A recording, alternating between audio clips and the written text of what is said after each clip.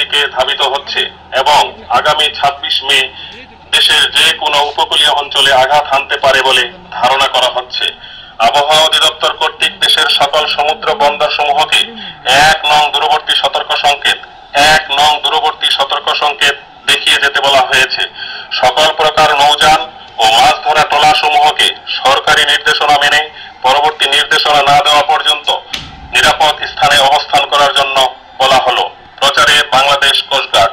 ঘূর্ণিঝড়ে রূপান্তরিত হয়েছে, যা পায়রা সমুদ্র বন্দর হতে ৭৯০ কিলোমিটার দক্ষিণে অবস্থান করছে। বর্তমানে ঘূর্ণিঝড়টি উত্তর পূর্ব দিকে ধাবিত হচ্ছে এবং আগামী ২৬ মে দেশের যে কোনো উপকূলীয় অঞ্চলে আঘাত হানতে পারে বলে ধারণা করা হচ্ছে। আবহাওয়া অধিদপ্তর কর্তৃক দেশের সকল সমুদ্র বন্দর সমূহকে ১ নং দূরবর্তী সতর্ক সংকেত দেখিয়ে যেতে বলা হয়েছে। সকল প্রকার নৌযান ও মাছ ধরা ট্রলার সমূহ স্থানে অবস্থান করার জন্য বলা হলো। প্রচারে বাংলাদেশ কোস্টগার্ড।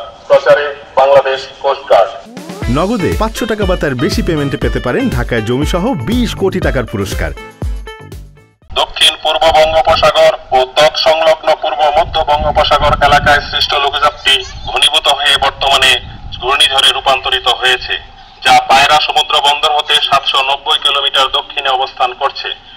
বর্তমানে ঘূর্ণিঝড়টি উত্তর পূর্ব দিকে ধাবিত হচ্ছে এবং আগামী ২৬ মে দেশের যে কোনো উপকূলীয় অঞ্চলে আঘাত হানতে পারে বলে ধারণা করা হচ্ছে।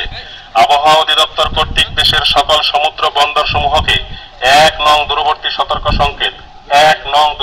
সতর্ক সংকেত দেখিয়ে যেতে বলা হয়েছে।